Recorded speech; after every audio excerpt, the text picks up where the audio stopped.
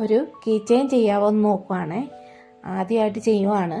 Wall putty ആദ്യമേ എടുത്തു, അതിൻ്റെ കൂടെ പശയും കൂടെ ഫെവിക്കോളാണ് എടുത്തത്, അതും കൂടെ ചേർത്തിട്ട് ക്ലേ മോഡലിൽ കുഴച്ചെടുത്തു. എന്നിട്ട് അതൊരു റൗണ്ട് ഷേപ്പിലാക്കി ഇതിലേക്ക് ചെത്തിപ്പൂവിൻ്റെ 3 പൂക്കളും ഒരു ഇലയും കൂടി എടുത്തിട്ടുണ്ട്. ഇത് രണ്ടും കൂടെ അതിൽ നന്നായിട്ട് പ്രസ് ചെയ്ത് ഫിക്സ് ചെയ്ത് വെച്ചു. എന്നിട്ട് അതിനൊരു ഹോളും കൂടി ഇട്ടു. എന്നിട്ട് ഇതൊരു ദിവസമായിട്ട് ഉണങ്ങാൻ വെക്കാം. ഇത് ഉണങ്ങിയതിന് ശേഷമാണ് നമുക്ക് പെയിൻറ് ചെയ്യാൻ പറ്റുള്ളൂ.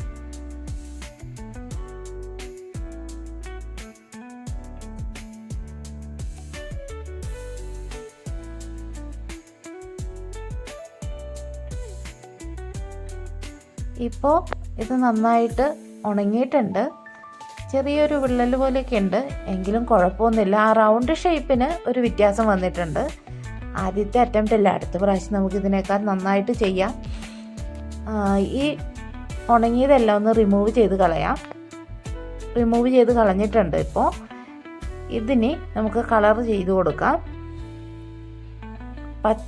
ഇതൊന്ന് പച്ച കളറിലും ഒരു ചെത്തിപ്പൂവിൻ്റെ ആ ഒരു ചുമന്ന കളർ വെച്ചിട്ടാണ് ഞാൻ ഫില്ല് ചെയ്യുന്നത്.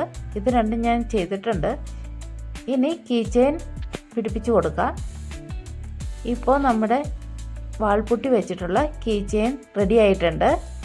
ഒത്തിരി ഷേപ്പൊന്നും ആയിട്ടില്ല, എങ്കിലും ഫസ്റ്റ് അറ്റംപ്റ്റിൽ ഇത്രയും പറ്റിയിട്ടുണ്ട്. അടുത്ത പ്രാവശ്യം നമുക്ക് നന്നായിട്ടൊരു കീ ചെയിൻ ഉണ്ടാക്കാം. പക്ഷേ സിമ്പിളായിട്ട് ഉണ്ടാക്കാൻ പറ്റുമെന്ന്